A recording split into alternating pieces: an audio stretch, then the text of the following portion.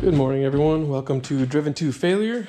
My name is Q, and this is my garage. Today, we're going to be doing a little bit of work on my 2014 Touareg. It's due for a brake pad changeout, and in addition to that, I'm also going to talk you guys a little bit through the brake upgrade I've done. So I did this. This is a 18Z Brembo brake upgrade. I did this in 2019, and I've put about 40,000 miles on this setup. And essentially, you're just taking a brake caliper and disc from a 2008 Volkswagen Touareg V10 TDI. It had a bigger brake set up front. So I'll talk a little bit through that. And then also towards the end, when I put the wheels back on, I'll talk about the technical bulletin that was produced regarding the bolt pattern and how you tighten everything up to eliminate or reduce the shimmy in the steering wheel and the wheel if you're having that problem. I had that problem. I think the bulletin was related to the 2011 through 2014 model years, and I'll put that technical bulletin number up on the screen here when I get to editing.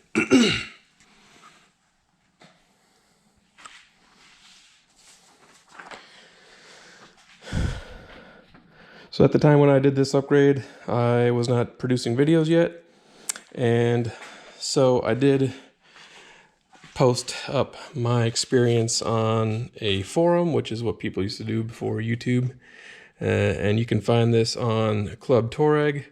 I'll put a link to this write-up. It's kind of a short one, as you can see, just a one-pager. It also has some high-definition pictures that come with it. And essentially what I was doing, I got my 2014 3.0 TDI Exec. It has 330 millimeter discs with 17Z calipers. Those are 4-piston calipers. What I'm going to be moving to, or what I did move to, was a 2008 Volkswagen Touareg 5-liter TDI. Has 350 millimeter discs with 18Z calipers that have 6 pistons. So you get a little more surface area in the diameter of the disc, as well as the pad. The pad is a larger surface area, so you get a little more clamp force, or friction force, sorry. What I paid for this, let's see here. Brembo pads, I paid $60 for the set, and that came with a wear sensor, $154 for a set of cross-drilled slotted rotors from Power Stop. $333 for the NUGEON remanufactured Brembo 18z calipers. Came with retaining clip and bolt.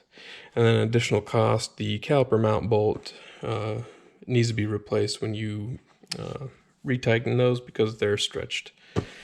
In addition to that, I also purchased the Schwaben pressure brake bleeder, and it came with 2 catch cans, which was nice because this caliper setup has 2 bleeders. And then it pressure feeds brake fluid into the reservoir and pushes out the system. Real clean setup and worked really well. Speaking of which, the reservoir is not this one here. That's going to be your power steering, I believe. The brake reservoir is under this little cowling piece. And we'll just take the lid off of that. So when I push the caliper pistons back in, I've got somewhere for the fluid to go, and I'll put a little towel around that as well. In regards to clearances on this setup, this is a Volkswagen Karakum wheel, 18-inch. Once I take this off to do the brake job, I'll get you the offsets and sizes on the inside stamping of this wheel. If you see these tires, if you're interested in those are Discoverer ST Max from Cooper, and this size is a 265/60 R18, and I have 0 issues with rubbing on this. Aggressive looking tire, but I'll be honest, the tread pattern on this is quite loud and a little bit on the annoying side. I've almost got 40,000 miles on these now, and I'm probably going to be switching to a different tire here coming up soon. All right, so let's get that wheel off.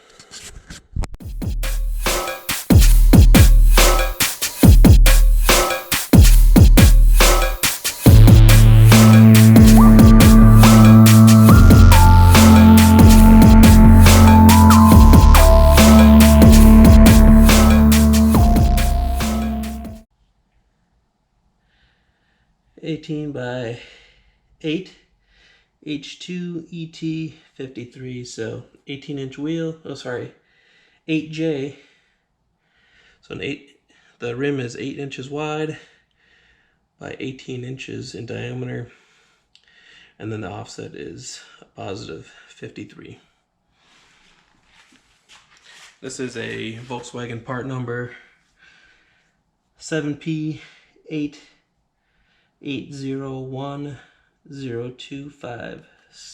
and they're called Karakum, Karakum.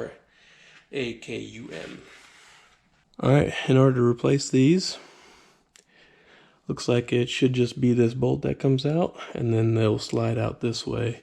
I'll do one at a time, and before I take it out, I'll press the pad back to the caliper to retract the pistons. For the upgrade, this just bolts right on. There's no modifications required. Use the same two mounting bolts, and then use the brake pad wear sensor that's supplied with the new brake pads, because they're those are a little bit different, but it plugs into the same electrical connector that the 18Z had.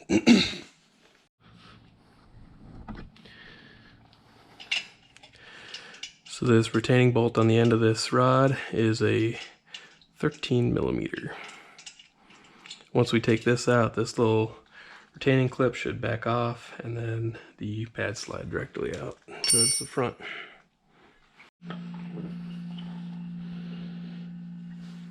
Just had to resort to baby Thor here, give it a little taps, and it's released now.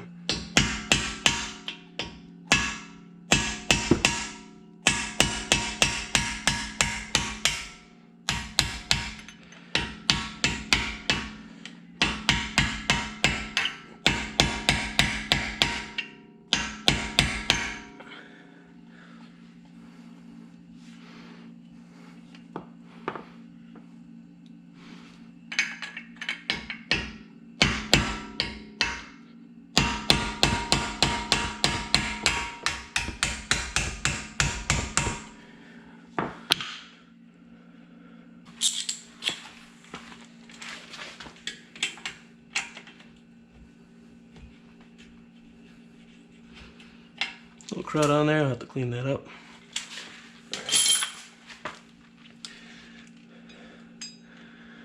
Alright, now this little plate will come off.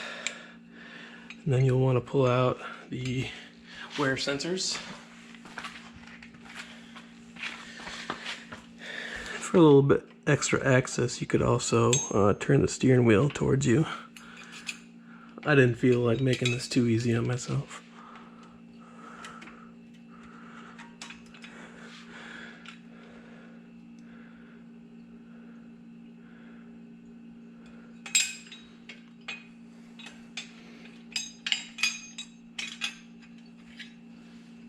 Flip that out of the way.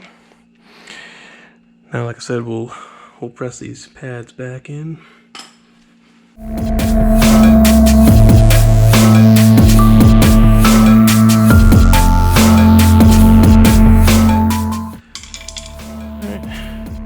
Pretty worn down. I wasn't at the rear sensor yet, but I was getting some squealing going, so we're getting close.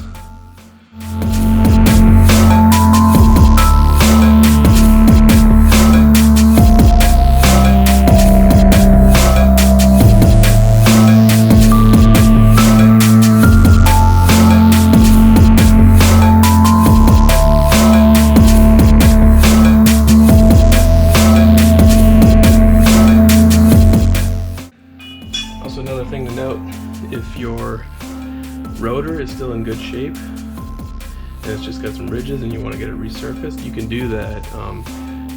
Some places will turn these down and resurface them. There is a minimum thickness that they can be, and they'll know that. So what I've done in the past, I've taken it to O'Reilly's, and the one near me does do rotor turning. But you can also take it to an automotive shop, like a repair shop. Sometimes they'll do it as well for a fee. When I've got them done on a different set of rotors, not this large. It cost me $70 to have them resurfaced, so it'll be good for another cycle, as opposed to $150, $170 to replace the rotor with a new one.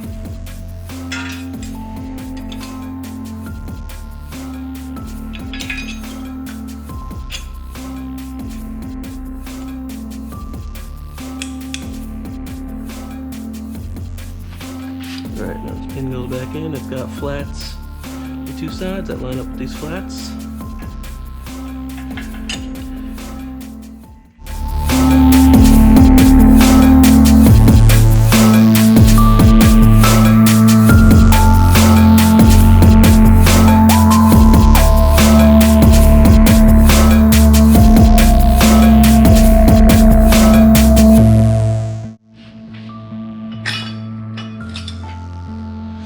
Alright, for the technical bulletin now, the orientation of this as you torque the wheel down is important. So we'll have to rotate that around. I do have the vehicle in neutral for this. Make sure your wheels are chocked. Alright, so here's the starting point. With the rotor disc retaining nut or bolt at the 6 o'clock position, and that'll leave you with a lug nut hole at the 12 o'clock position, and then you want to make sure that this surface is all clean, so I'll give this a quick scrub.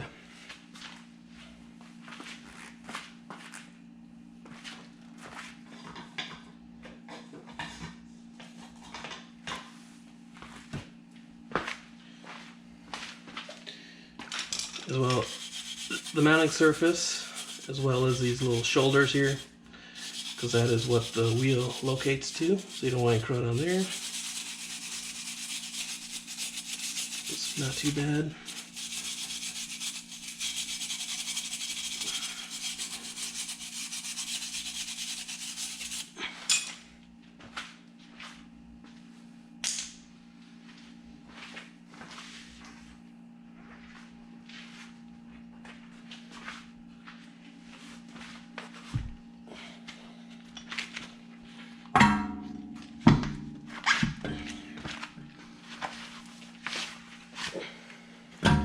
These wheels are pretty heavy. I found the best way to do this is just to straddle them.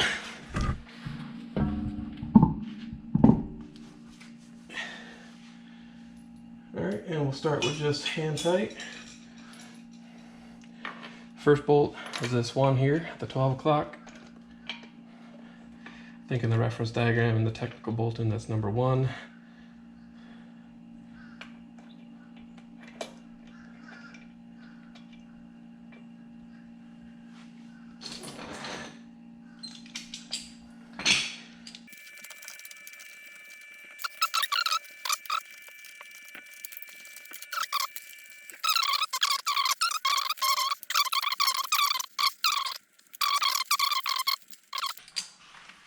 Alright, so they're all hand tight. And now the initial torque sequence is going to follow 1, 2 star from there at 30 Newton meters.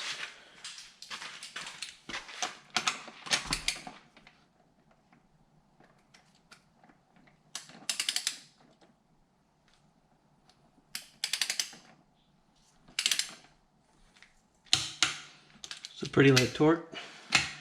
It's just to initially set the wheel.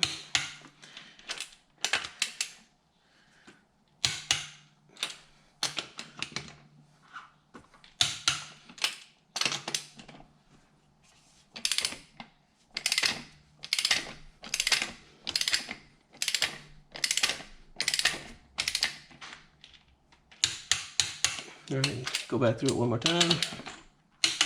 This isn't in the manual, I just do this myself. In case things tighten as you move it around. Looks like you get a little bit extra out of it. Okay. Alright, now they're all at 30 Newton meters. Next it calls for to lower the vehicle down onto the treads.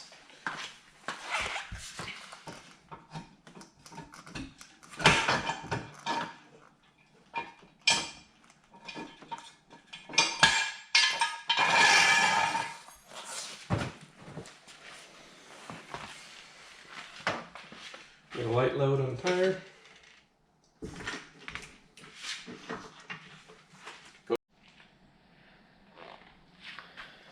Now the final torque in the hand manual, the owner's manual in the glove box is 180 Newton meters.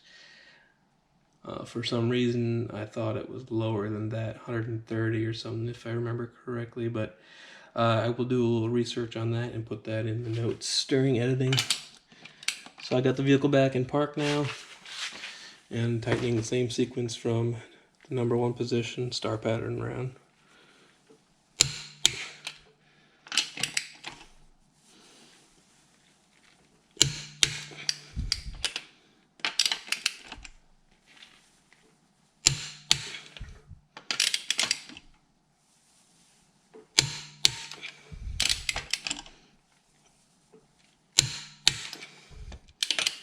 Hit it one more time.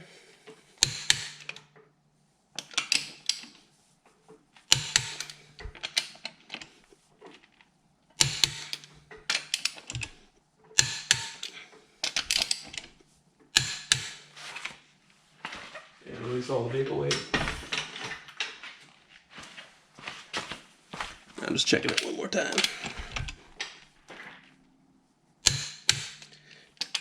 Looks like it should all be good.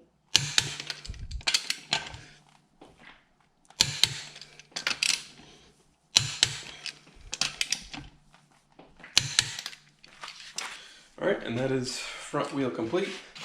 Alright, getting to the rear here, you can't just slide these pads out like you can in the front.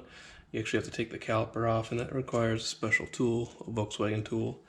I don't currently have that, and also the wear on the rear pads is not as significant as it does on the fronts. I still got a bit of life left in those, so I'm just going to leave those for now. So that kind of finishes up the brake pad replacement on the front and discussion of the 18Z